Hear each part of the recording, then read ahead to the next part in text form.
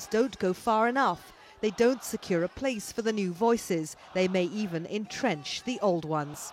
This is a system that is likely to create or to allow a bigger chance for the Muslim Brothers plus the NDP to dominate the new parliament. It looks like some sort of a deal is there, a sort of a deal at the expense at the new, modern, secular, social and political forces. The people of Egypt are impatient for change. If they find 6 months down the track that the revolution has merely delivered a new version of the old order, some of these people are going to be seriously disappointed. Anita McNaught, Al Jazeera, in Tahrir Square, Cairo. Well, fighting in Côte d'Ivoire's commercial capital, Abidjan, has forced some residents there to flee the violence. Battles between forces loyal to the incumbent president, Laurent Gbagbo, and those allied with opposition leader Alassane Ouattara have raged for the past week. Let's move to Malaysia now, where the government there is planning to tighten media regulations. They'll put limits on the internet as well, raising concerns of a crackdown on freedom of speech. Stephanie Scowen reports. It's the kind of news no publisher wants to hear. A planned newspaper boycott in support of free speech in Malaysia.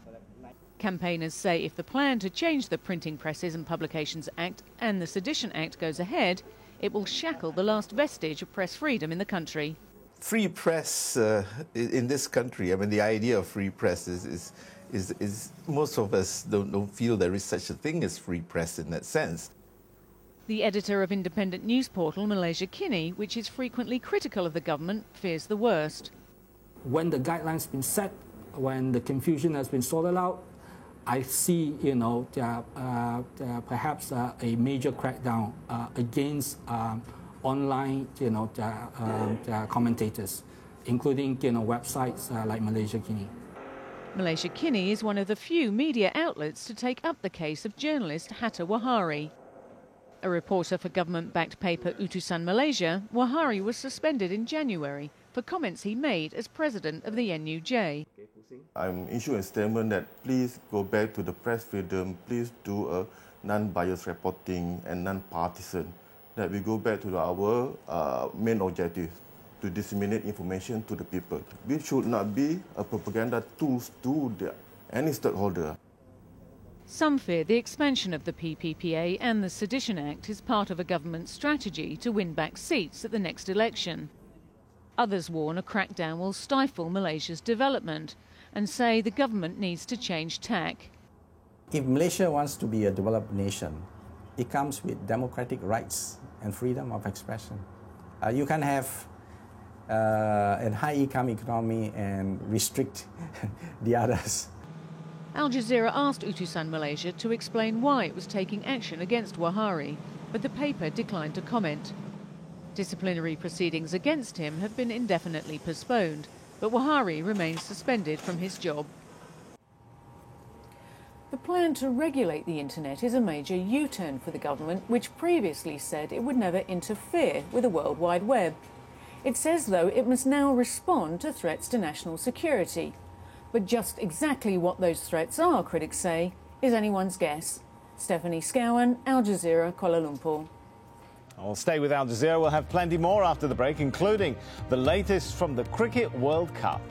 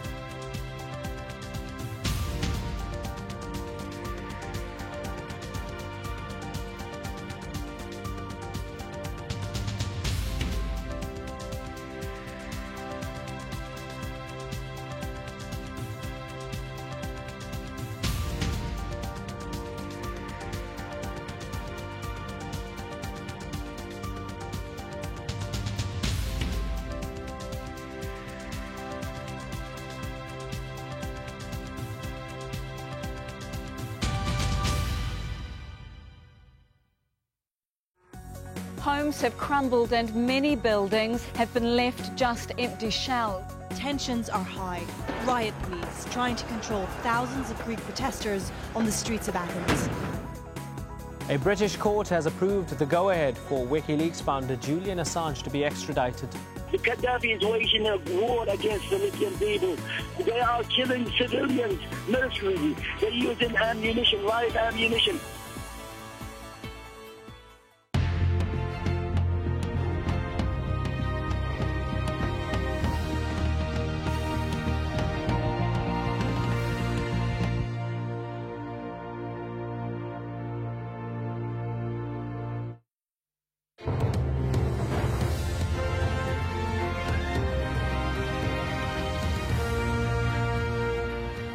Welcome back.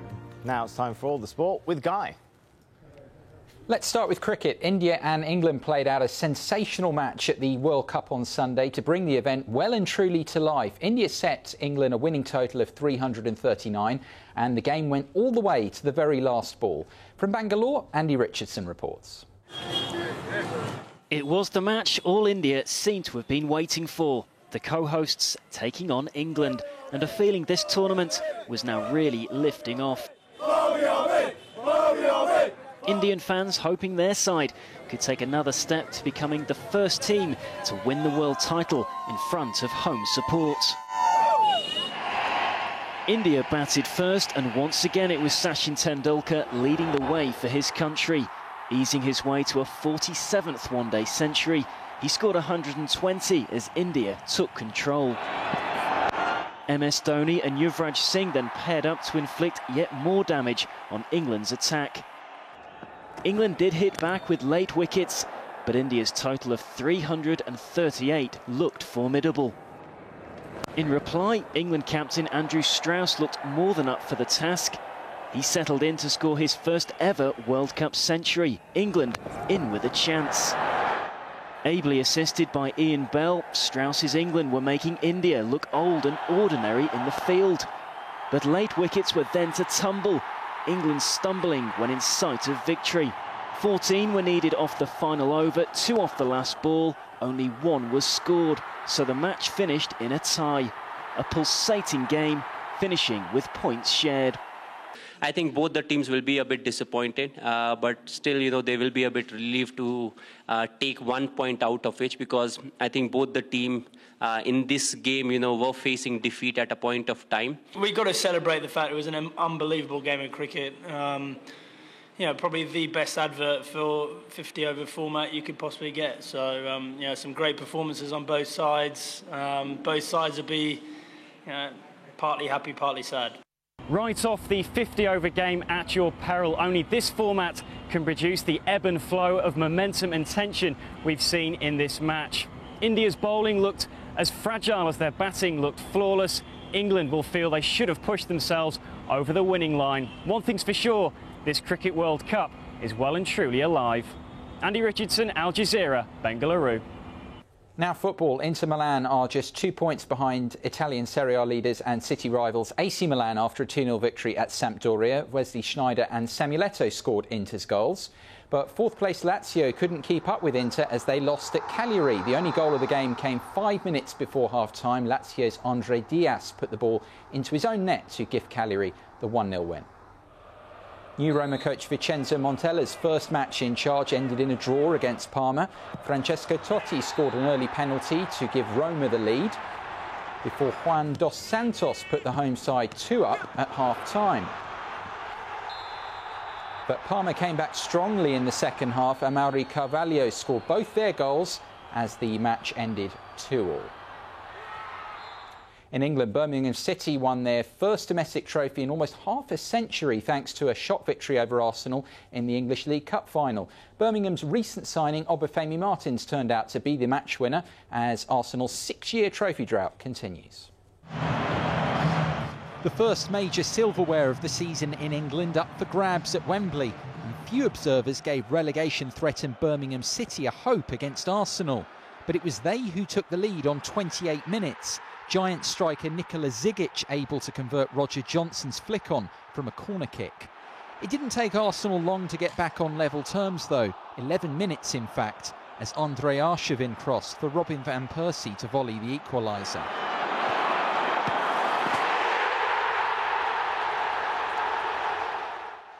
In a superb second half, Arsenal looked the more likely winners. But with extra time looming, Zigic flicked the ball on for substitute Obafemi Martins. The Nigerian, who'd only been on the pitch 6 minutes, took advantage of miscommunication in the Arsenal defence to win the League Cup for his side.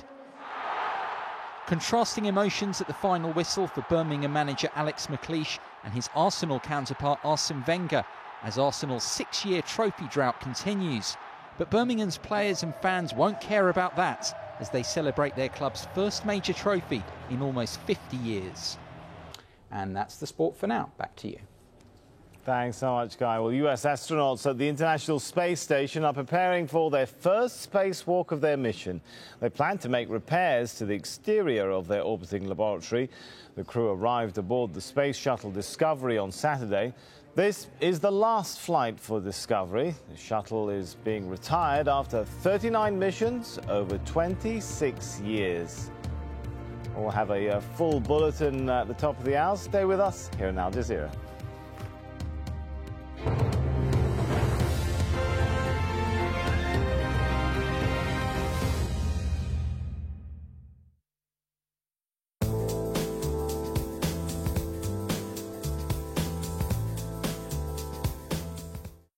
Hello again. Brazil again is looking very, very wet at the moment. On the satellite picture, you can see this bright white cloud here that's all gradually making its way northwards, and it is making its way up towards parts of Venezuela and Colombia. Torrentially heavy downpours there, and another clump of cloud there making its way through parts of Peru. Now, many of these countries have already seen some flooding, and it looks like the wet weather will continue as we head through Monday. Heavy downpours again, particularly in the northeastern parts of Brazil here, but also the rain's now pepping up down towards Rio and Sao Paulo once more as well. For Buenos Aires, though, here it should be dry and pretty hot. Our temperatures making it up to around 30 degrees. As we head towards the southern parts of Africa, there's lots of wet weather here at the moment. Still very heavy downpours there across many parts of Madagascar. Then that crosses through parts of Mozambique and all the way across into Angola. Torrential downpours out of that. The heaviest are going to be here in the east. Further south, that's where it should be a lot drier and brighter. Durban there will get to around 28 degrees during the day, and that's 82 in Fahrenheit. Now here in Doha, there's been a fair amount of cloud, a couple of spots of rain recently, and it looks like it will still be a little bit grey at times on Monday. The cloud, though, does get thicker as it works its way eastwards, and it does turn to snow there over parts of northern India and Afghanistan.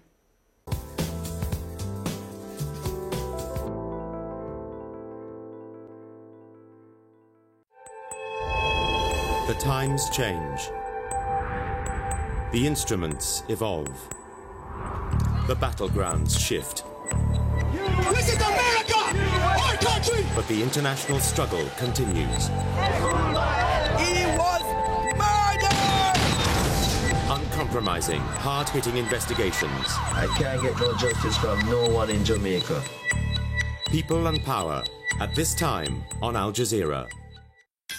If you're a Nokia user, you can download Al Jazeera's news widget from Nokia's Ovis store.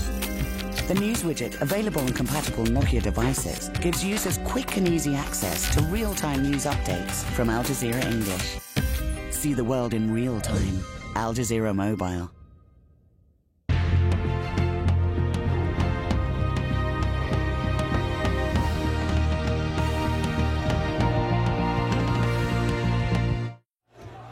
On the front line in Libya, opposition forces creep closer to the capital.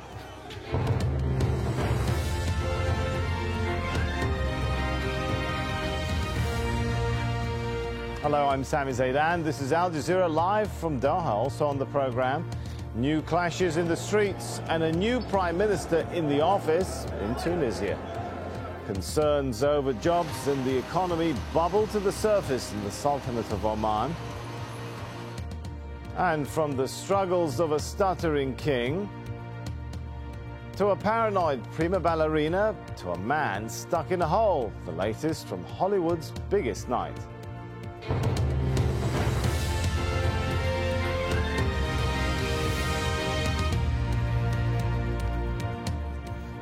The Libyan capital appears to be becoming a lonely outpost for supporters of Muammar al-Gaddafi.